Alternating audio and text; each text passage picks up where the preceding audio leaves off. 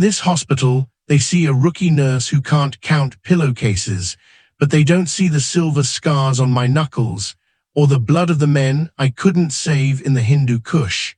They think I'm dead weight. They're about to find out. I'm the only thing standing between them and the Reaper. The overhead lights of St. Jude's Trauma Center didn't just illuminate the halls, they bleached them. A cold, sterile white that tried and failed to scrub away the scent of death and industrial-grade floor wax. It was 6:00 a.m. in Chicago.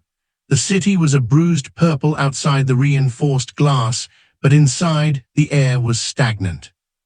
Elias Thorne walked the corridor with a stack of linens pressed against his chest. His scrubs were a size too large, hanging off his frame like a shroud. He kept his head down, his eyes tracing the geometric patterns of the floor tiles. To the world, he was a ghost, a 32-year-old rookie nurse with a blank resume and a 1,000-yard stare. "Hey, Shaky, you here to fold laundry or just wait for the waterworks?" The voice belonged to Caleb Reed, a senior surgical resident who wore his arrogance like a badge of office. Beside him stood Sarah Vance, the charge nurse. Sarah was the kind of woman who treated a stethoscope like a crown and her subordinates like dirt under her expensive clogs. Elias didn't look up. He didn't blink. He just felt the stiff, starched edges of the cotton digging into his palms. "Morning," Elias said, his voice a low, sandpaper rasp. He didn't wait for their laughter to die down. He just kept walking. Behind him, he heard Vance whisper, "Director hired him straight into critical care. Cute, right? He looks like he'd faint if a patient sneezed too hard. Missed 3 items on the inventory count yesterday. Total dead weight." Elias rounded the corner and ducked into the supply closet. He let the door click shut, plunging him into the semi-darkness of saline bags and gauze. He set the linens down. His hands began to move. Left, right, align, slide. It was a rhythm, a secondary language.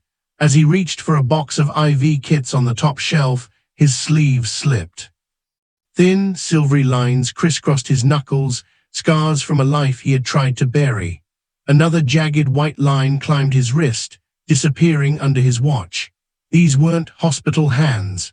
These were hands that had held shut femoral arteries in the middle of sandstorms. Hands that had felt the last heat leave a brother's chest while 7.62 rounds whistled overhead. Suddenly, the floor beneath him groaned. It was a low, mechanical thrum that vibrated through the soles of his shoes. A single IV bag on a hook began to sway. Thut, thut, thut, thut. Elias froze, his lungs constricted. For a split second, the fluorescent lights weren't lights, they were muzzle flashes. The smell of disinfectant was replaced by the acrid, choking scent of burning JP-8 jet fuel and scorched earth. Inhale for 4, hold for 7, exhale for 8. He pressed his thumb into the sharp edge of the metal shelf until it hurt. The pain anchored him. The memory receded, slipping back behind the steel wall he built in his mind every morning. "Thorne, you dead in there?" Vance's voice cut through the door like a serrated blade. Elias opened the door, his face a mask of stone. "Just finishing the count, Nurse Vance." She didn't look at the shelves, which were now organized with a terrifying military precision. She just tapped her clipboard. "You're in pre-op, room 412. An elderly man, routine procedure, don't screw it up. This is a trauma center, not a retirement home. Try to keep up." Elias nodded once. "Yes, ma'am." He walked toward room 412. The blue numbers above the doors glowed like low-intensity beacons. Inside, he found Arthur Miller, a 70-year-old veteran with eyes that saw more than they let on. As Elias wrapped the blood pressure cuff around the old man's arm, Miller looked at his hands, truly looked at them. "Those aren't rookie hands, son," Miller whispered, his voice thick with the wisdom of the aged. Those are seen the worst of it hands. Elias hesitated. The cuff hissed as it inflated. Just hospital hands, Mr. Miller. The old man smiled, a sad, knowing thing. Whatever you say, Doc, but I know a soldier's grip when I feel one. Elias finished the vitals and stepped back into the hall. He tried to disappear back into the routine, steps, charts, signatures, but the air felt heavy. The hum of the building felt off-key. At 9:23 a.m., the peace shattered. Code Blue, room 412. The announcement hit the hall like a concussive blast. Nurses scrambled, residents shouted.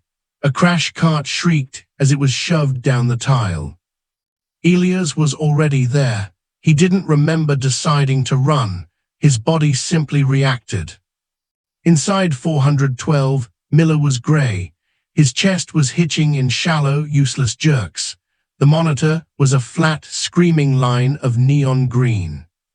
I can't find the epi, a tech screamed, fumbling with the cart. Charge the paddles. No, wait, check the lead. Reed, the resident, was frozen, his hands hovering over the patient's chest as if he was afraid to touch him. Chaos, the noise of a failing team. Elias stepped forward. His voice wasn't loud, but it carried the weight of a command. Move. The tech stepped back without thinking. Elias planted his feet, interlocked his fingers, and centered his weight over Miller's sternum. 1, 2, 3, 4. The compressions were deep, methodical. He wasn't just pushing, he was a machine. Thorne, stop. Vance burst into the room, her face flushed with anger. You don't start a code without my epinephrine 1 milligram IV push. Now, Elias barked. He didn't look at her. He's in asystole. We have 40 seconds before the brain starts to die. Push the meds or get out of my way. The room went silent, save for the rhythm of Elias' compressions. For a heartbeat, Vance looked like she was going to scream. Then she saw the look in Elias' eyes. It wasn't the look of a rookie. It was the look of a man who had stared into the abyss and told it to blink. Push the epi, Reed shouted, finally finding his voice. The meds went in. Elias' arms never wavered. In his mind, the room began to blur. The hospital bed became a patch of cold, mud-slicked earth. The beep of the monitor became the distant rattle of a machine gun. Clear, Elias shouted. The paddles hit, Miller's body arched, the flatline stuttered, then broke. Bip, bip, bip. A weak, thready rhythm, a life saved. Elias straightened up, his brow slick with sweat. He peeled off his gloves and tossed them in the bin. His pulse was a steady drumbeat in his neck.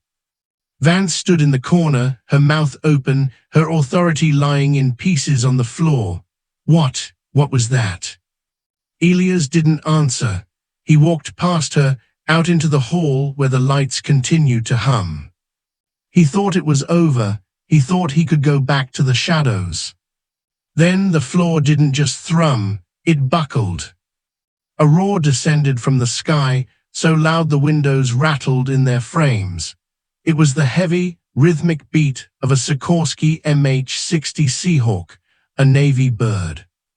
The stairwell door kicked open. A security officer, gasping for air, lunged into the trauma bay. Emergency landing on the roof, he yelled. Navy Special Warfare, they're looking for a medic. They're looking for Elias Thorne. The dead weight looked up. The secret was out. The war had followed him home. Most people run from the sound of a war machine, but for me, that sound is a heartbeat. The hospital staff thinks the Navy made a mistake, but they're about to see the difference between a doctor who reads books and a medic who reads blood. The silence in the trauma bay didn't just break, it shattered.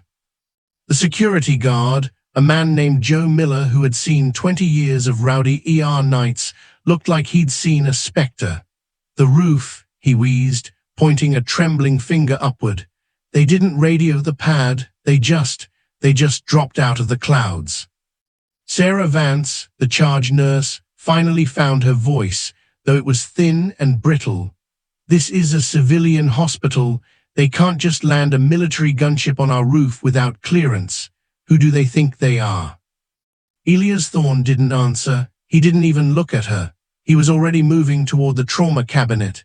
His movements were no longer the hesitant, sluggish gestures of the rookie they had spent weeks mocking. They were sharp, mathematical. He grabbed a field trauma kit, not the standard hospital tray, but the heavy-duty, reinforced bag kept for mass casualties. "Thorne, stay where you are," Dr. Caleb Reed shouted, stepping into Elias' path. "You're a floor nurse. You're practically a trainee. If there's a high-level extraction, I lead it. You stay here and finish the vitals on room 412. Elias stopped. He looked at Reed. For the first time, Elias didn't look away. His eyes were cold, like the bottom of a frozen lake. "Doctor," Elias said, his voice a low, dangerous hum. "In about 60 seconds, 2 Navy SEALs are going to kick that door open. They aren't looking for a resident who's never seen a sucking chest wound outside of a textbook. They are looking for Viking. That's me.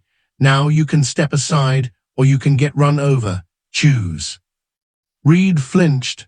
The sheer authority in Elias' voice was like a physical blow. He stepped back, his face pale. The elevator dings. The doors didn't just slide open, they were forced. 2 men burst out. They were giants in scorched multicam fatigues, smelling of salt, sweat, and high-octane fuel. One of them had a blood-soaked bandage wrapped around his forearm. The other, a mountain of a man with a beard caked in dust, scanned the room. His eyes locked onto Elias. "Viking," the giant roared. Elias didn't smile. He didn't greet them like friends. He greeted them like a soldier. "Status, Jax." "It's Commander Hayes," Jax said, his voice cracking with a rare edge of panic. "The extraction went south in the North Sea. He's got a jagged shrapnel entry in the subxiphoid. Internal hemorrhaging is off the charts. We lost his pulse twice on the bird. The onboard medic is down. We need you, brother, now." The ER staff stood frozen, a gallery of statues. They watched as the man they had called dead weight leaped into action. "Vance," Elias barked. The charge nurse jumped as if she'd been shocked. "Clear Bay 1, I need a rapid infuser, 4 units of O-negative, and the thoracotomy tray. Reed, stop staring and get the ultrasound. If you can't handle the pressure, get out of the bay." For the first time in her career, Sarah Vance didn't argue. She ran. The gurney came through the doors next, pushed by 2 more operators. On it lay a man who looked less like a human and more like a battlefield. Commander Marcus Hayes was the legend of the unit, but right now he was a gray, dying mass of muscle. Elias didn't wait for the gurney to stop. He hopped onto the side of it, straddling the commander, his hands diving into the open wound to apply manual pressure. "Pressure's dropping, 60/40, the tech screamed. "He's crashing," Reed yelled, fumbling with the ultrasound probe. "I can't see the heart, there's too much fluid." "Move over," Elias commanded. He grabbed the probe with one hand while keeping the other buried in the commander's chest. He didn't look at the screen like a student, he read it like a map. "Pericardial tamponade. The blood is choking his heart. We don't have time for the OR." "You can't do a bedside thoracotomy," Reed gasped. That's a surgical procedure. You're a nurse." Elias looked at the man on the table, a man who had saved his life in a valley 3 years ago. He looked at the Navy SEALs standing guard at the door, their hands on their sidearms, watching him with total, unwavering flickers of hope. "I'm not a nurse today," Elias whispered. He grabbed a scalpel. With a single fluid motion that made the resident's eyes go wide, Elias sliced through the skin and muscle of the chest wall. "Suction," Elias ordered. Blood sprayed.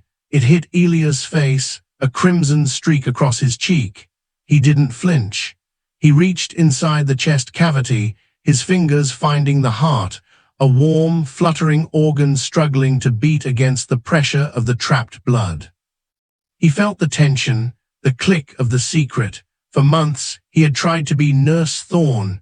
He had tried to be the guy who folded linens and took insults, but as his fingers brushed against the commander's heart, he knew that man was dead. Elias Thorne, the civilian, was gone. "I have the bleed," Elias said, his voice steady as a rock. "Vance, start the infusion. Jax, hold his leg. We're bringing him back." The ER was silent now, save for the rhythmic hiss of the ventilator. The nurses who had laughed at him were now watching in a trance.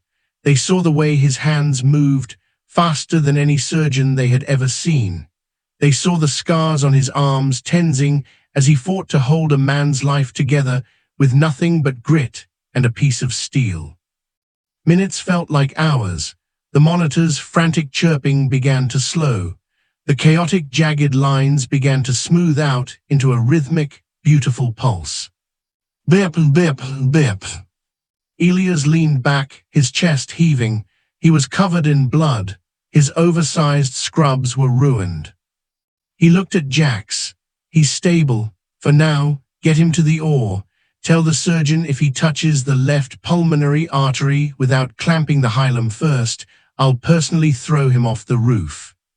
Jax nodded, a look of profound respect in his eyes. "Thanks, Viking. The Admiral is on his way. He wants a briefing." As the gurney was wheeled away toward the elevators, Elias stood alone in the center of Bay 1. The silence returned, but it was different now. Sarah Vance walked up to him, her hands trembling. She held out a towel. "Elias, we didn't know." Elias took the towel and wiped the blood from his face. He looked at her, and for the first time, he let the ghost smile. It wasn't a kind smile. It was the smile of a predator who had been forced to show his teeth. "That's the problem, Sarah," Elias said softly. "You never know who's standing right in front of you." Suddenly, the hospital's PA system crackled. "Attention all staff, code black, level 1 security lockdown, all unauthorized personnel clear the hallways, federal authorities are entering the building." Elias sighed. He knew what was coming. The quiet life he had built at St. Jude was over. The Navy didn't just want him to save one man. They were here because a new shadow was falling over the coast, and he was the only one who knew how to fight it. He turned to the window. Outside, 3 more black helicopters were screaming toward the hospital, their searchlights cutting through the Chicago fog. The new nurse was gone. The medic was back. "They say you can bury the past, but in my experience, the past has a way of digging itself out. The hospital board wanted to fire me for breaking protocol. But when the man who runs the Pacific Fleet walks into your office, protocol doesn't just break, it dissolves." The air in the chief of medicine's conference room was thin enough to choke on. Elias Thorne sat in a sleek, ergonomic chair that felt far too soft for a man who preferred the hard metal of a transport bench. He hadn't changed his clothes. The dried blood of Commander Hayes was a dark, crusty map on his chest and arms. Across the mahogany table sat the executioners. Director Sterling, a man whose soul had been replaced by a spreadsheet years ago, adjusted his silk tie. Beside him, Sarah Vance looked smaller, her usual fire extinguished by the chaos of the morning. And then there was Dr. Caleb Reed, his face a cocktail of jealousy and genuine fear. "Mr. Thorne," Sterling began, his voice like dry parchment. "Or should I say, Viking, we've reviewed the footage from Bay 1. What you performed was a major surgical intervention, without a medical license, without supervision. In the eyes of the law, that wasn't life-saving, it was assault with a deadly weapon." Elias leaned back. He didn't look at Sterling. He looked at the dust motes dancing in a sliver of sunlight. The man was dead, Director. I just invited him back. That is irrelevant, Reed snapped, leaning forward. You're a nurse. You don't have the training, the insurance, or the right to touch a scalpel. You put this entire institution at risk. I've already drafted the termination papers. You'll be lucky if we don't contact the State Board of Nursing and have your credentials revoked permanently. Elias finally looked at Reed. The resident flinched. It was that look again, the one that suggested Elias knew exactly how many seconds it would take to neutralize every person in the room. You think I care about a plastic badge? Elias asked softly. I've operated in the back of a moving Humvee while being hunted by insurgents. I've stitched wounds with fishing line by the light of a glow stick. You're worried about paperwork. I'm worried about the man who's currently in your OR because I gave him a fighting chance. Your heroics are over, Thorne, Sterling said, sliding a document across the table. Sign this. It's a non-disclosure agreement and your resignation. Leave now and we might refrain from calling the police. Elias reached for the pen, not because he was afraid, but because he was tired. He had wanted peace. He had wanted the quiet hum of a hospital corridor where the only thing at stake was a linen count. But as his fingers touched the cool metal of the pen, the heavy double doors of the conference room didn't just open. They were thrown aside with such force they hit the walls with a thunderous crack.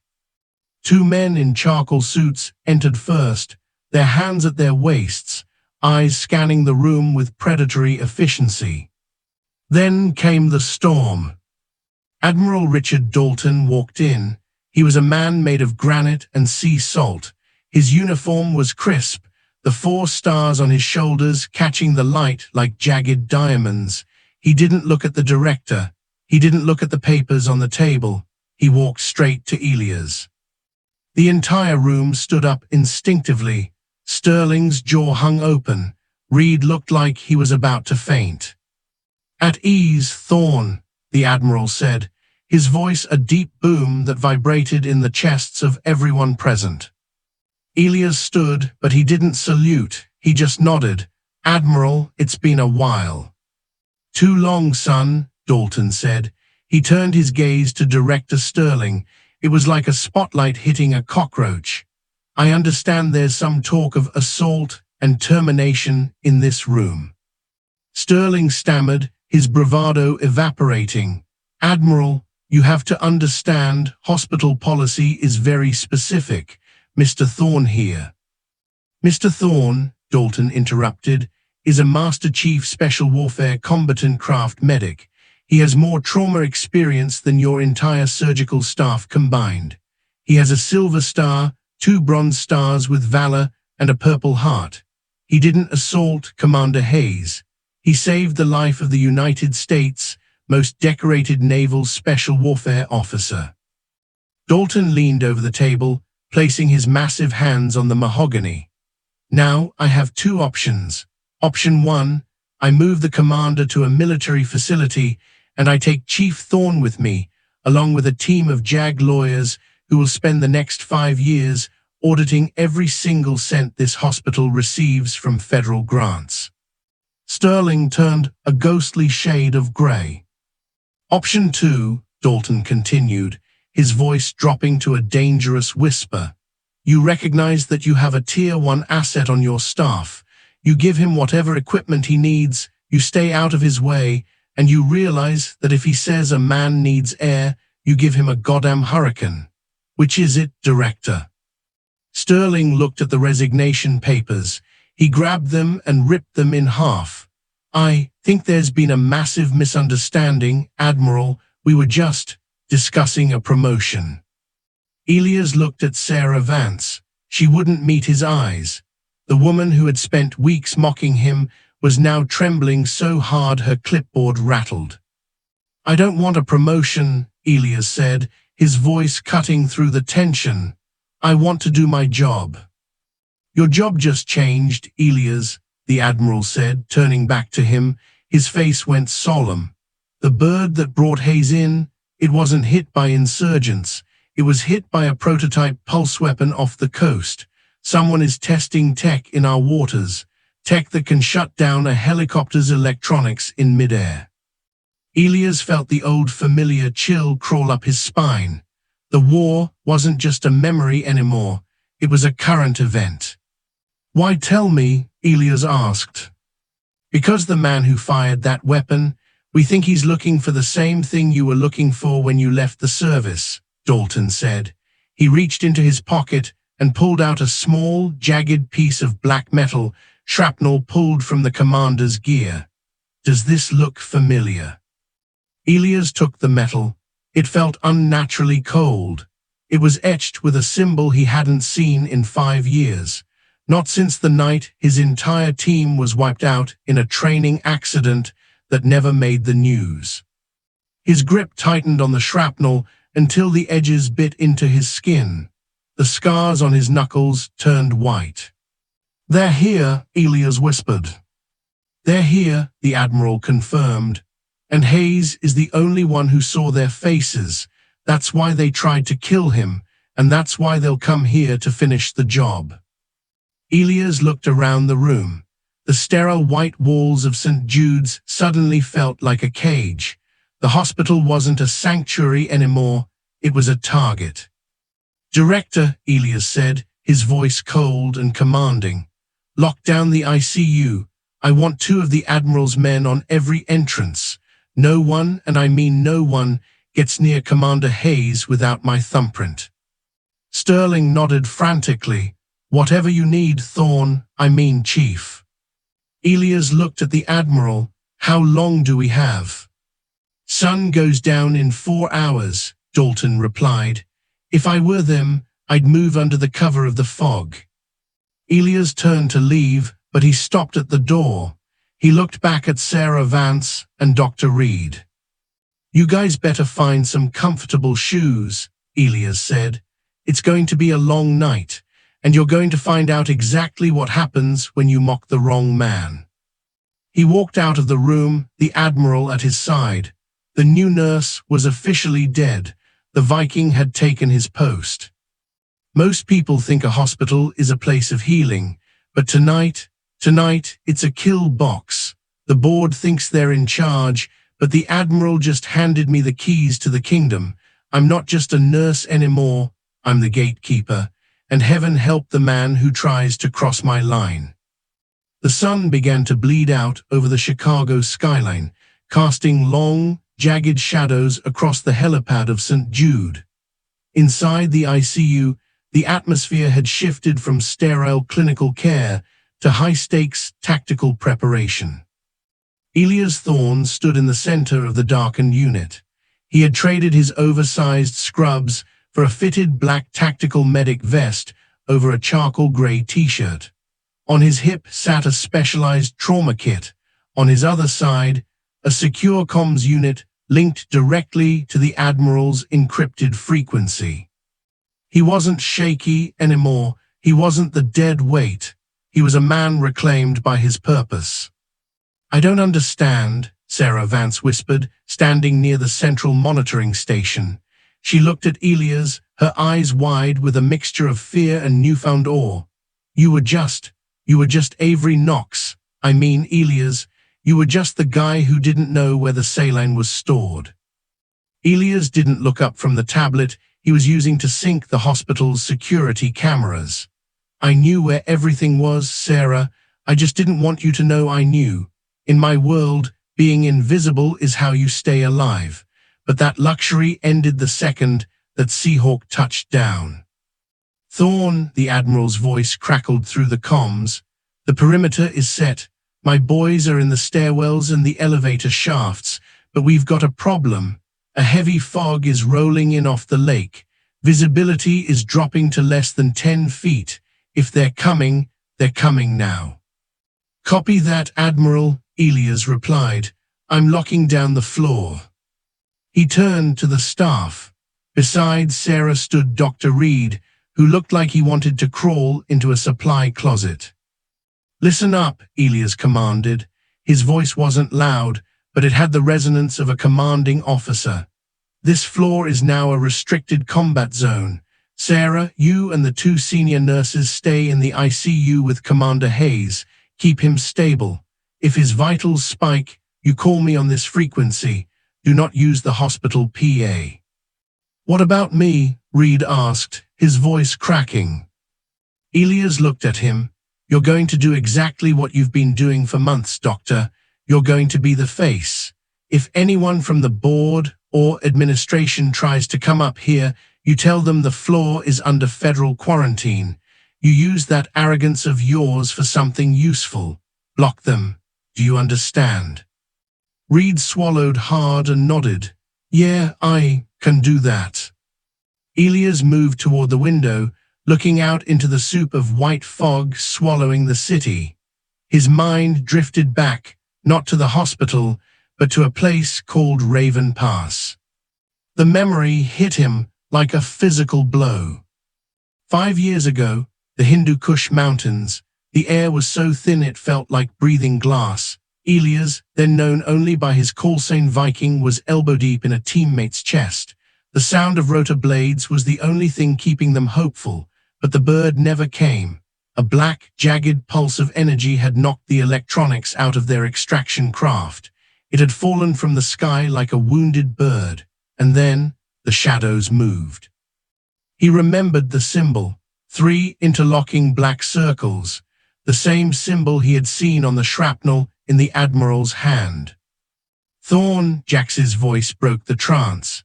The giant SEAL was standing by the ICU doors, his rifle held at a low ready. We've got movement on the north stairwell. Motion sensors just tripped on the 6th floor.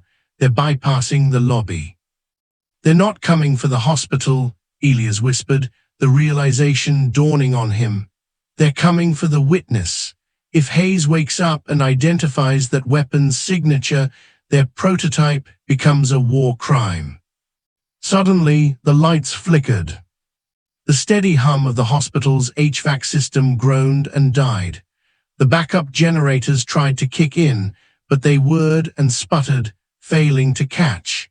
The ICU was plunged into a haunting, emergency red glow. They cut the mains, Jax growled, and they jammed the backups. We're on battery power for the monitors. We've got 20 minutes of life support for the commander. Sarah, Elias shouted, switch Hayes to a manual bag valve mask. Now, Reed, get the flashlights. The room became a frantic dance of red shadows. Elias moved to the heavy steel doors of the ICU. He reached into his kit and pulled out a small, high-intensity thermal scanner. He pointed it at the floor. Through the red tint of the scanner, he saw them. Heat signatures, 4 of them, moving with a terrifying, synchronized grace through the hallway just outside. They weren't soldiers. They were ghosts, clad in specialized dampening suits that masked their sound and reduced their thermal output, but they couldn't mask the heat of their weapons. Jax, 2 o'clock, Elias whispered into his mic. Pop. 2 suppressed rounds hissed through the air. A body hit the floor outside the glass doors with a heavy thud. Contact, Jax yelled. The glass doors shattered inward as a flashbang detonated. The world turned white. A high-pitched ringing drowned out the screams. Elias, expecting it, had closed his eyes and opened his mouth to equalize the pressure. He rolled behind a nurse's station, his hand finding the heavy metal tray he'd prepared earlier. In the whiteout, he didn't need a gun. He knew this floor better than any intruder. He knew the exact distance from the desk to the oxygen intake. He knew the height of every gurney.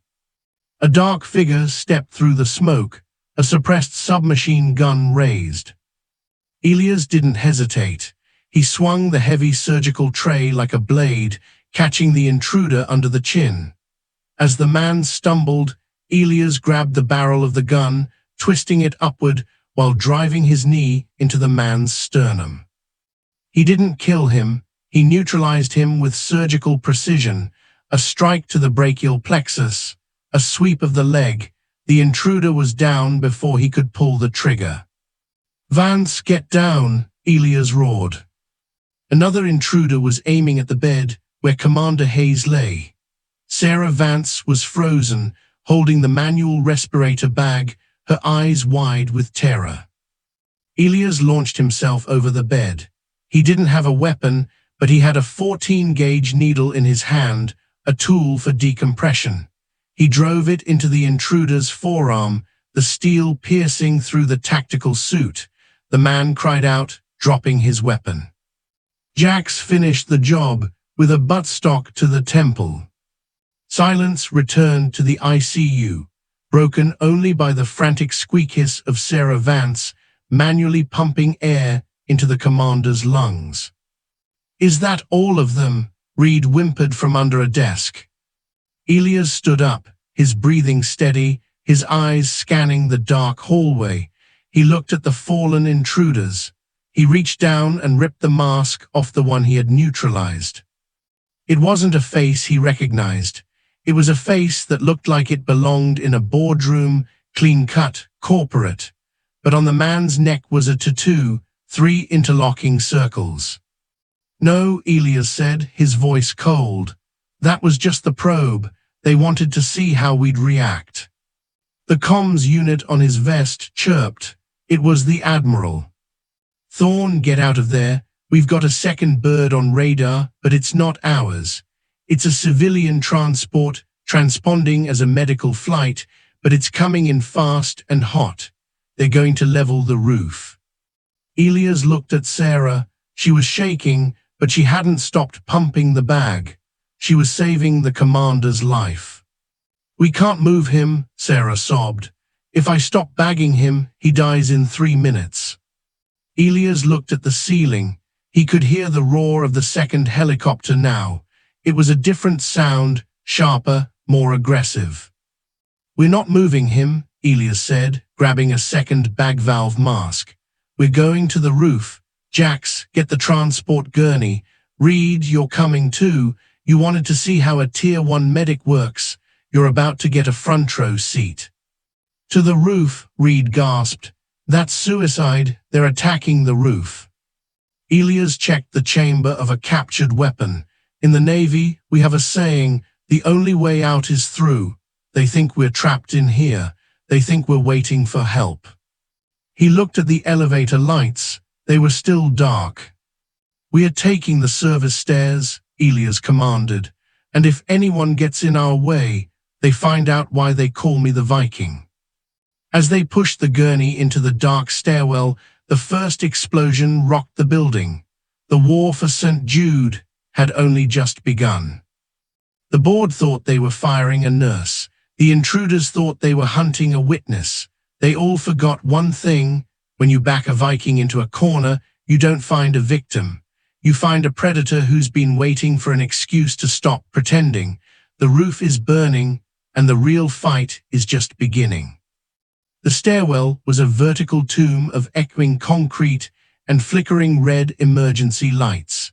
The sound of the first explosion on the roof had sent a shockwave down the spine of the building, rattling the heavy fire doors. "Keep moving," Elias barked. He was at the head of the gurney, his shoulder jammed against the frame to steer it around the tight landings of the service stairs. Behind him, Sarah Vance was a mask of pure, terrified determination. Her knuckles were white as she continued to rhythmically squeeze the manual respirator bag. Squeeze, release, squeeze, release. She was the only thing keeping Commander Hayes's brain from starving of oxygen. Dr. Caleb Reed was stumbling behind them, clutching a portable monitor as if it were a holy relic. "We're going to die," he muttered, his voice trembling. "They have a gunship, Thorne. We're carrying a dying man into a furnace." Elias stopped at the landing of the 10th floor. He turned, grabbing Reed by the front of his white coat and slamming him gently but firmly against the concrete wall. "Look at me, Caleb," Elias hissed. The red light made his eyes look like glowing embers. "The panic ends now. You are a doctor. That man on the gurney is your patient. If you can't be a hero, be a professional. Hold that monitor, keep your head down, and do not stop moving until I tell you. Do you understand? Reed stared into the abyss of Elias' gaze. He saw no fear there, only a cold, terrifying clarity. He swallowed his vomit and nodded. Yes, okay, yes. Jack's status, Elias spoke into his comms.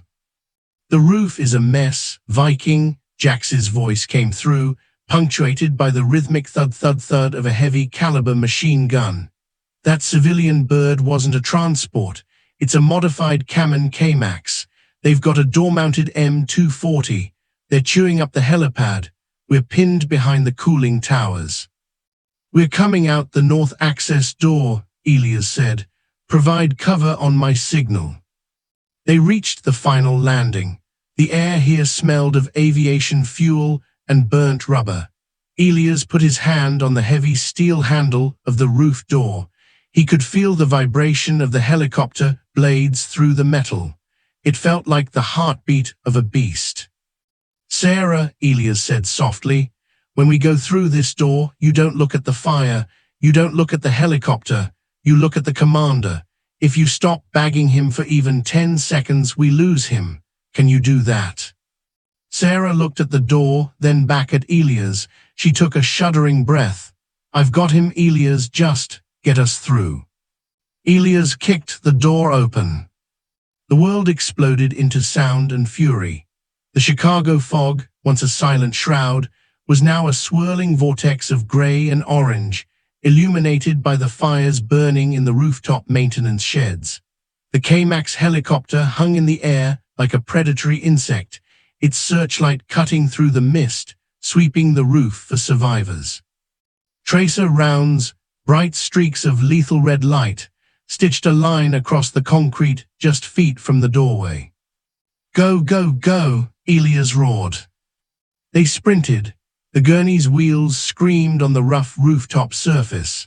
To their left, Jax and another SEAL were suppressed behind a massive industrial HVAC unit, their rifles barking back at the helicopter in short, controlled bursts. Viking, over here, Jax screamed over the roar of the engines. The helicopter swung its nose. The searchlight hit the gurney. The eye of the enemy had found them. Get down, Elias tackled Sarah and the gurney, just as a hail of 7.62 rounds shattered the glass of the observation dome behind them. Concrete dust rained down on them. Elias looked up. The helicopter was banking for another pass.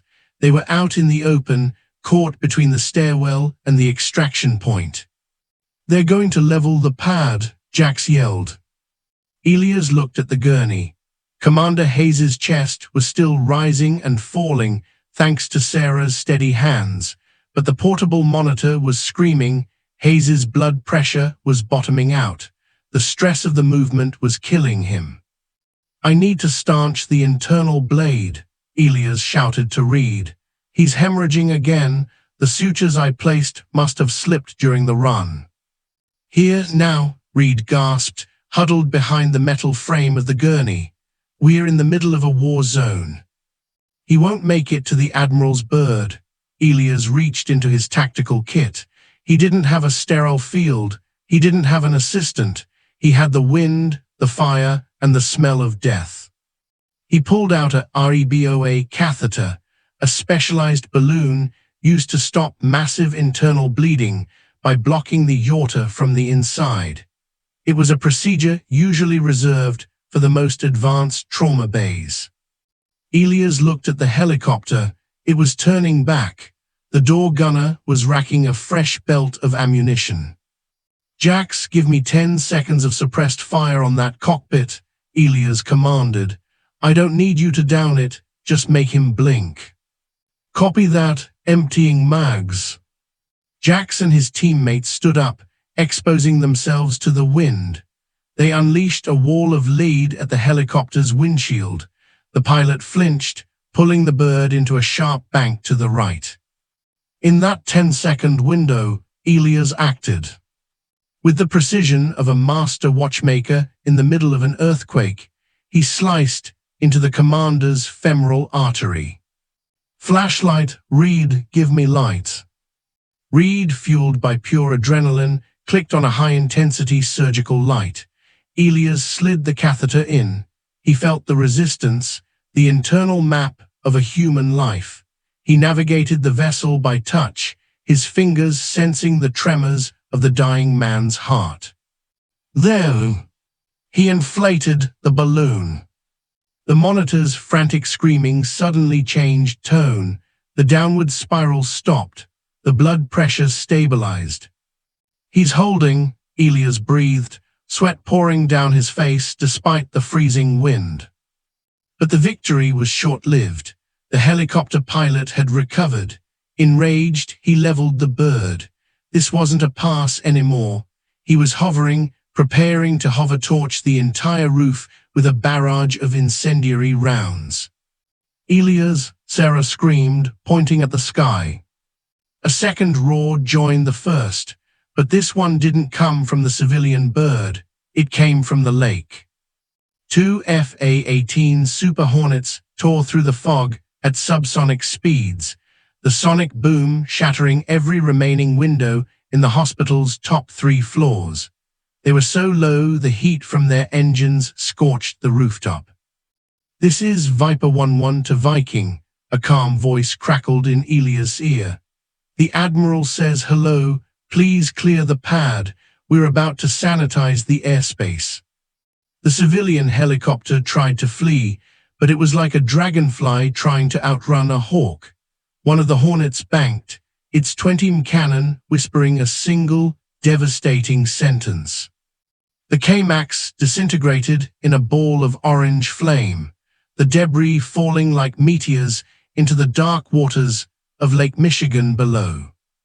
Silence fell over the roof, broken only by the crackle of burning debris and the distant sirens of the entire Chicago PD.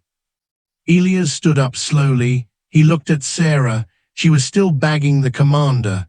Her face was covered in soot, her scrubs were ruined, but she hadn't stopped, not once. "He's still with us, Sarah," Elias said, his voice cracking with exhaustion. "You did it." Sarah looked at the burning sky, then at the man she had mocked just 12 hours ago. She didn't say anything. She just kept squeezing the bag. Squeeze, release. A massive heavy-lift Navy transport flared its rotors above them, descending like a god from the clouds. The Admiral was on the ramp, his face set in grim satisfaction. As the corpsmen rushed off the bird to take the gurney, the Admiral walked up to Elias. He looked at the bloody catheter sticking out of the commander's leg, then at the rookie nurse. "You're a mess, Chief," Dalton said. "It was a busy shift, Admiral," Elias replied. "The war isn't over, Thorne," Dalton said, his eyes turning toward the horizon. "That weapon they used, it was just a prototype. The people who sent that bird, they're already moving on the next target." Elias looked back at the hospital door. He saw Dr. Reed standing there, looking at his hands as if seeing them for the first time. He saw the chaos he was leaving behind. "Then I guess I'm not going back to folding linens," Elias said. "No," the Admiral replied, handing him a fresh pair of tactical gloves. "I think it's time the Viking went hunting. They think they won because they survived the night, but in the world of black ops, survival is just a stay of execution. The board is scrambling to cover their tracks, the Navy is moving the pieces, and I'm finally stepping out of the light. They wanted to know why I was hiding. They're about to wish I stayed hidden forever."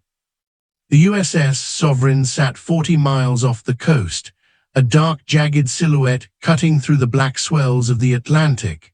Inside its belly, in a room shielded by 6 feet of lead and copper mesh, Elias Thorne sat across from Admiral Dalton. Elias was clean now.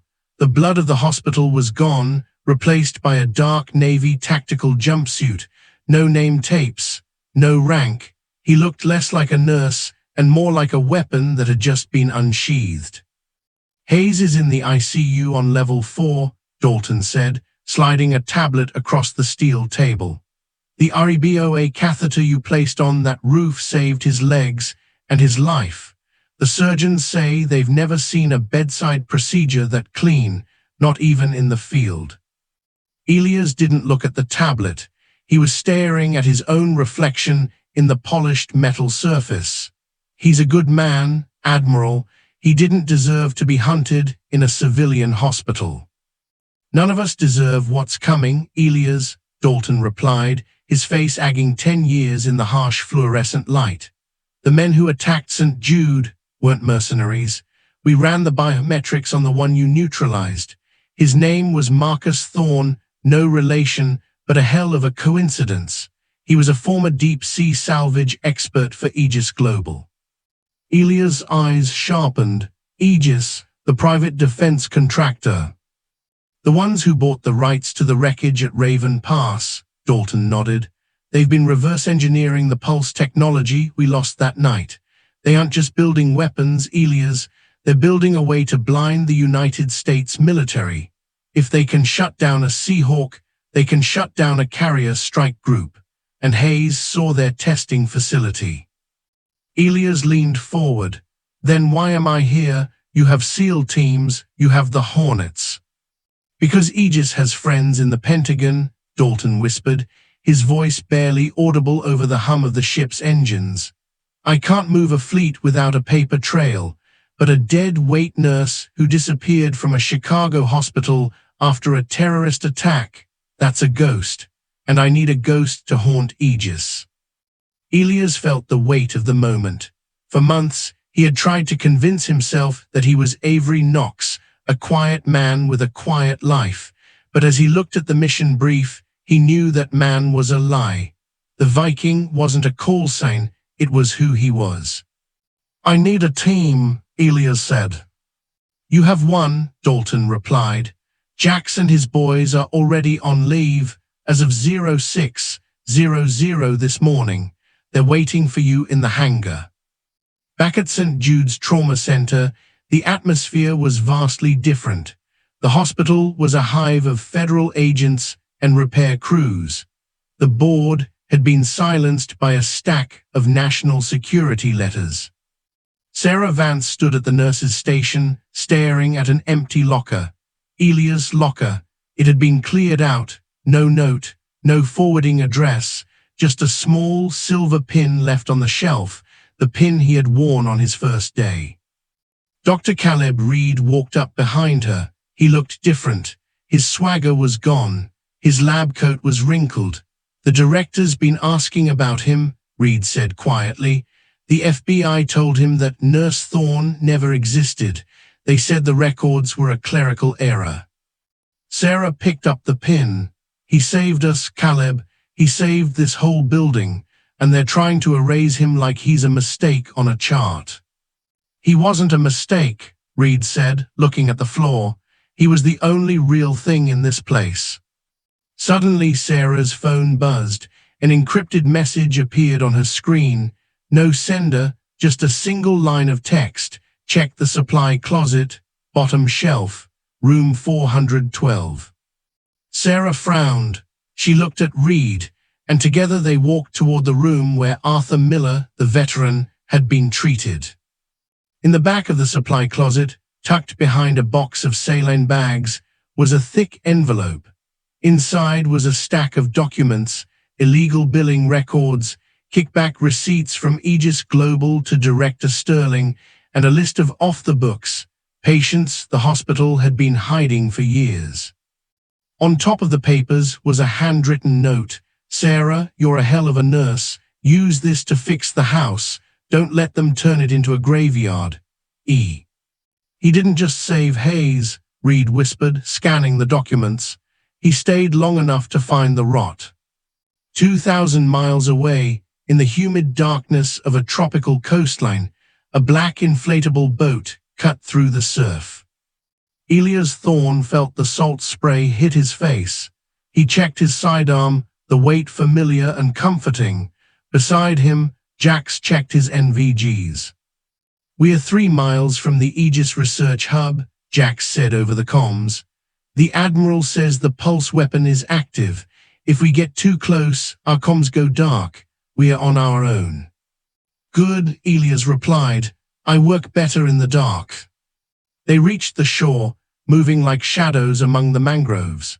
The facility ahead was a monolith of steel and glass, guarded by men in the same tactical suits Elias had seen in the ICU. Elias pulled a thermal scanner from his vest. I see 12 exterior guards, 4 snipers on the catwalks. They're expecting a frontal assault. What's the play, Viking? Jax asked. Elias looked at the facility's cooling pipes running directly into the ocean. They think they're fighting soldiers. They aren't. They're fighting a medic who knows exactly where the pressure points are. He reached into his bag and pulled out a series of small, specialized charges, not high explosive, but chemical. We aren't going to blow the doors. We're going to induce a systemic failure. We cut the cooling, the pulse weapon overheats, and the internal security shuts down to protect the hardware. Then we walk through the front door. A surgical strike, Jax grinned. Exactly, Elias said, his voice dropping to a deadly whisper. Let's go to work. As they moved toward the perimeter, the sky above flickered with a strange, violet light, the pulse weapon warming up. The air felt heavy with static. Elias didn't flinch. He had spent months being mocked, belittled, and called dead weight. He had folded linens while planning for a war he hoped would never come. But as he cut through the first fence, the new nurse was 1,000,000 miles away. The Viking had arrived at the gates of the enemy, and this time he wasn't there to save lives. He was there to take the heart out of a monster. They thought their fortress was impenetrable. They thought the Viking was just a ghost story told by survivors in a trauma bay. But a medic knows that the biggest giants have the thinnest skin. Tonight, I'm not here to heal. I'm here to perform a radical amputation of Aegis Global, and I'm starting with the heart. The Aegis Global Research Hub sat on the edge of the cliffs like a jagged tooth. Below, the Atlantic thrashed against the rocks, but inside the facility, the air was eerily still. Elias Thorne moved through the ventilation shafts, his movements silent, calculated. He wasn't wearing the baggy scrubs of St. Jude anymore.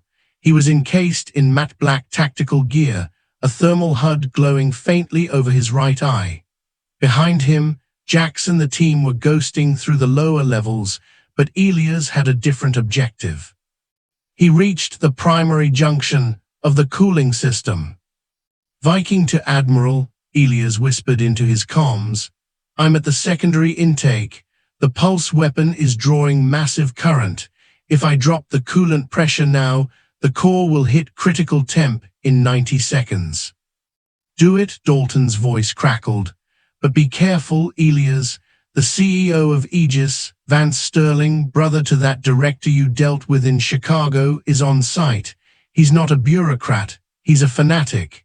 He won't let that tech go without a fight. Elias didn't hesitate.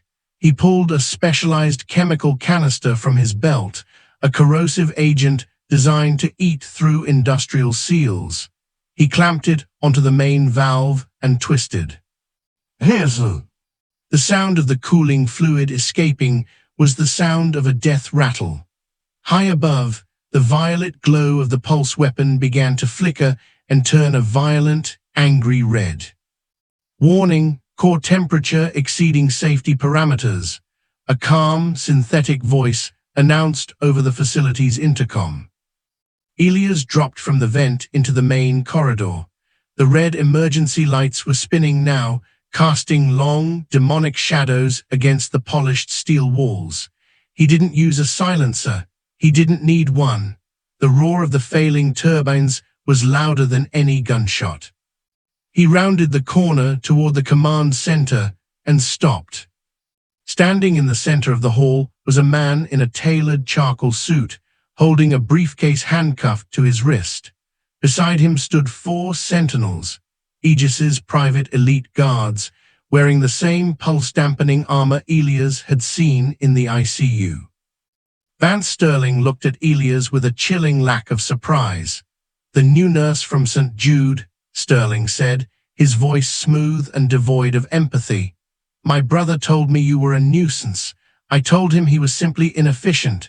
You should have stayed in Chicago, Chief Thorne. You would have lived longer folding laundry." "The laundry done, Sterling," Elias said, his hand resting on the grip of his sidearm. "And the house is being cleaned. Your brother is currently being fitted for a prison jumpsuit. I'm here to make sure you get the same treatment." Sterling laughed, a dry, hollow sound. "You think this is about a weapon? This is about evolution. With this pulse tech, we don't just win wars, we end them. We turn the world's most powerful militaries into expensive scrap metal, and you're going to help me get it off this island." "Not today," Elias said. Sterling nodded to his guards. "Kill him, gently. I want to see those Viking scars for myself." The first sentinel moved with frightening speed, swinging a stun baton with enough force to crack a skull. Elias didn't retreat. He stepped into the strike, his forearm intercepting the guard's wrist. He used a medic's knowledge of anatomy, a sharp, focused strike to the radial nerve. The baton dropped. Elias caught it mid-air and drove the electrified tip into the sentinel's neck seal. The guard collapsed in a spasm of blue sparks. The other three opened fire. Elias dove behind a reinforced server rack as rounds shredded the air above him. "Jax, I'm pinned in the south corridor. Sterling is headed for the helipad with the core drive." "Copies, Viking. We're intercepting the guards at the elevator. We'll keep them off your back. Get that drive." Elias pulled a flashbang from his vest. He didn't throw it at the guards. He threw it at the overhead fire suppression pipes. Boom! The pipe burst, flooding the hallway with a thick, blinding mist of fire-retardant foam. In the chaos, Elias moved. He didn't see with his eyes. He saw with his HUD's thermal overlay. He moved like a predator through the white fog.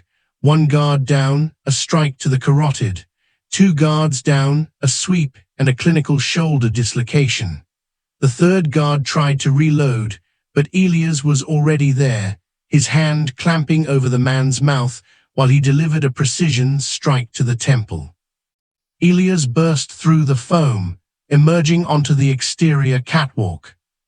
The wind was screaming now, a gale-force storm whipping off the ocean. On the helipad, a private jet black tiltrotor aircraft was idling.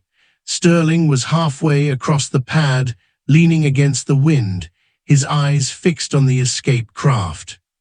"Sterling," Elias' voice cut through the storm like a thunderclap.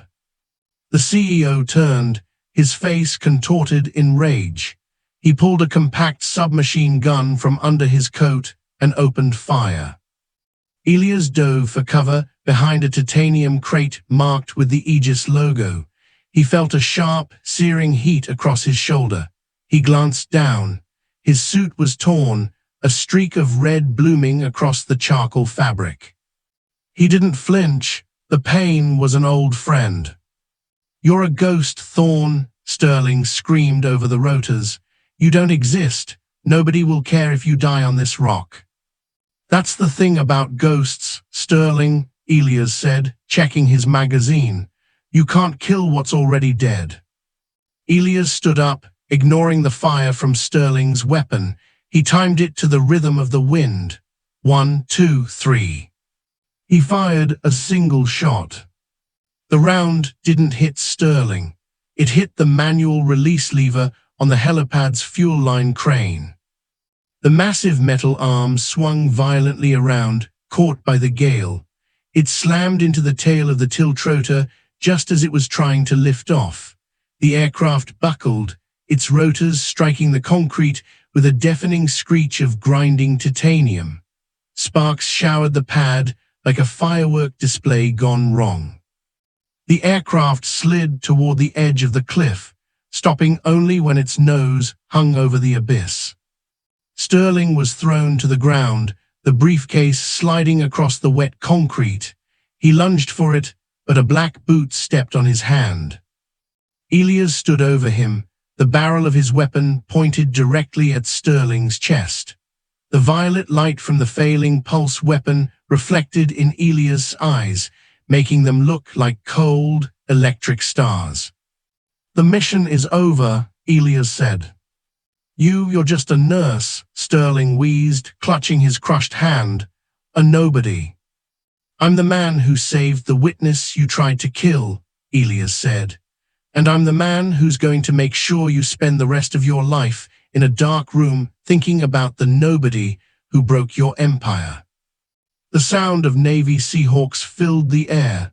The Admiral's fleet had arrived. Jax and the team burst onto the roof, securing the perimeter. Jax walked up to Elias, looking at the bloody streak on his shoulder. "You hit, Viking." "Just a scratch," Elias said, holstering his weapon. He looked at the briefcase. "Secure the drive. Ensure the Admiral gets it personally." As the SEALs dragged Sterling away, Elias walked to the edge of the cliff. He looked out at the dark, churning ocean. For the first time in years, the noise in his head, the screams of Raven Pass, the sirens of the hospital, was silent. He reached into his pocket and pulled out the small silver pin Sarah Vance had seen in his locker. He looked at it for a long moment, then let it fall. He watched it disappear into the spray. The new nurse was gone.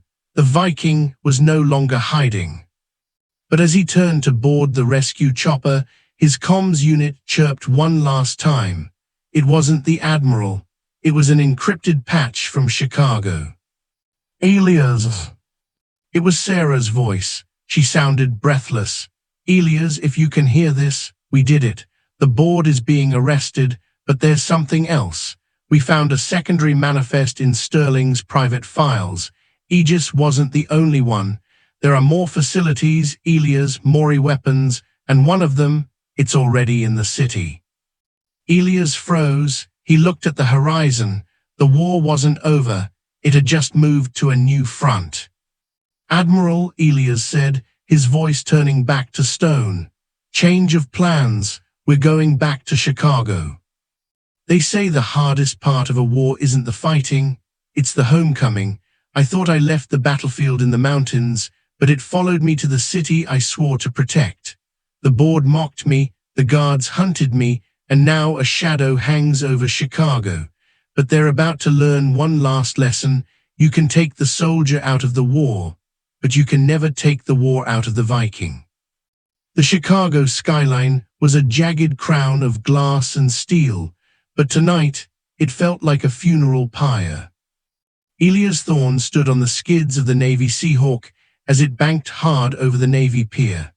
The wind whipped his tactical gear, but his eyes were fixed on the glowing spire of the Aegis Tower downtown. Somewhere in that labyrinth of steel was the final piece of the puzzle, a pulse generator 4 times more powerful than the prototype he destroyed on the island. "Viking, we have a lock on the signal," Jax's voice echoed in his ear. "It's in the sub-basement, directly beneath the city's power grid. If that thing fires, it won't just shut down helicopters. It'll wipe every surgical monitor, every pacemaker, and every emergency system from here to the suburbs. The city will go dark, and the bodies will start piling up." "And the hospital?" Elias asked, his voice a cold rasp. "St. Jude's is in the primary blast radius. Their backups won't hold." Elias tightened his grip on his rifle. He thought of Arthur Miller in room 412. He thought of Sarah Vance, who had finally learned to see past his baggy scrubs. He thought of the dead-weight nurse he had tried so hard to be. "Drop me on the roof," Elias commanded. "I'm going in through the elevator shaft." Inside St. Jude's, the air was thick with a different kind of tension. Sarah Vance and Dr. Caleb Reed stood in the lobby, watching as federal agents hauled Director Sterling away in handcuffs, but Sarah wasn't looking at the arrest. She was looking at the flickering lights in the ceiling. "It's happening again, isn't it?" Reed asked, his voice surprisingly steady. "The hum, the vibration in the floor." "He's out there, Caleb," Sarah whispered, looking toward the dark windows. "He's fighting it." Suddenly, the hospital's intercom system crackled. It wasn't a page for a doctor. It was a recorded message, played on a loop through an encrypted Navy frequency. "This is Master Chief Elias Thorne. To the staff of St. Jude, prepare for total power loss. Secure all manual ventilation. Move all critical patients to the shielded basement levels. You have 10 minutes. Do not fail them." Sarah didn't hesitate. She grabbed her stethoscope. "You heard him. Reed, get the transport teams. We're moving everyone." Elias Thorne plummeted down the elevator cable, the friction burning through his tactical gloves. He kicked through the service hatch of the sub-basement and landed in a crouch. The room was a cathedral of high-tech treason. In the center sat the device, a massive, rotating ring of superconducting magnets glowing with an eerie, rhythmic violet light. Standing before the control console was the ghost he had been hunting since Raven Pass. Colonel Vance, the man who had abandoned Elias' team in the mountains to cover up the first failed test of the pulse technology. "I knew they'd send you, Thorne," Vance said, not turning around. "The Viking who refused to stay dead." "I'm not here for the technology, Colonel," Elias said, leveling his weapon. "I'm here for the debt, for every man we left behind in that pass. This city is a small price to pay for the future of warfare," Vance sneered, his finger hovering over the final activation sequence. "Once I fire this, Aegis becomes the only power on Earth. Your little hospital will be a footnote in history." "My little hospital is full of people who actually save lives," Elias hissed. "Something you wouldn't know anything about." Vance lunged for the trigger. Elias didn't fire his rifle. The risk of hitting the core was too high. He moved like a shadow, a blur of black fabric and focused rage. He caught Vance's wrist, twisting it until the bone groaned. They crashed into the cooling pipes, steam hissing around them. Vance was a trained killer, but Elias was a man possessed. He wasn't just fighting for the mission, he was fighting for the rookie nurse who just wanted to fold linens in peace.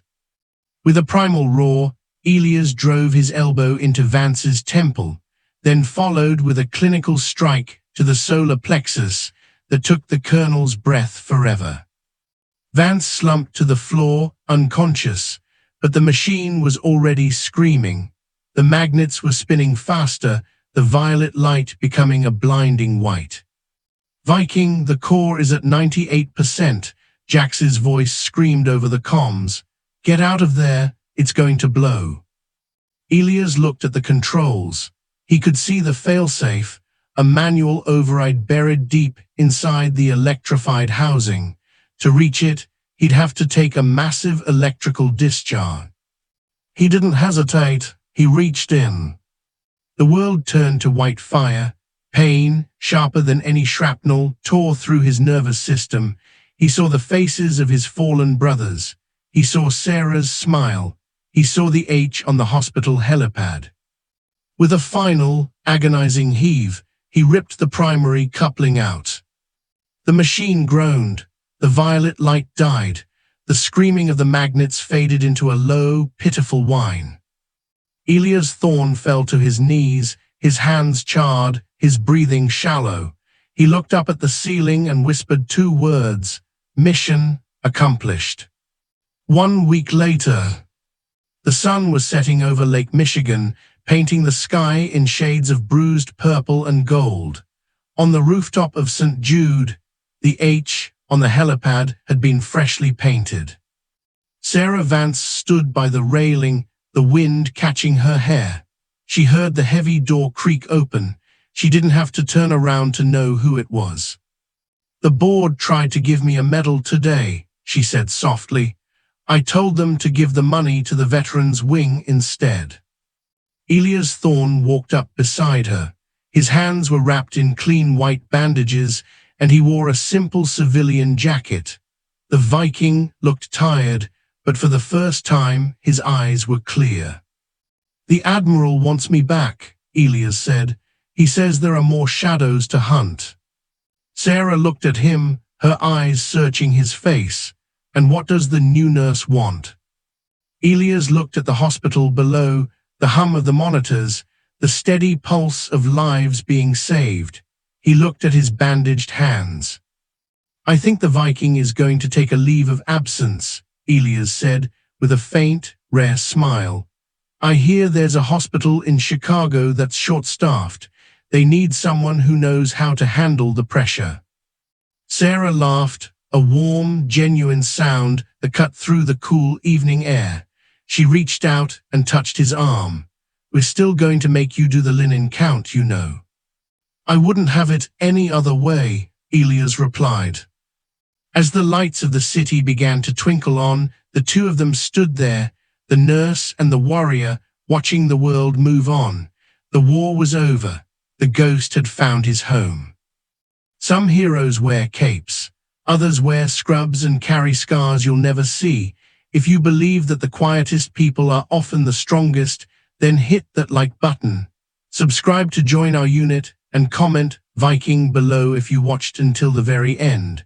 Your support keeps these stories alive. Until next time, stay vigilant.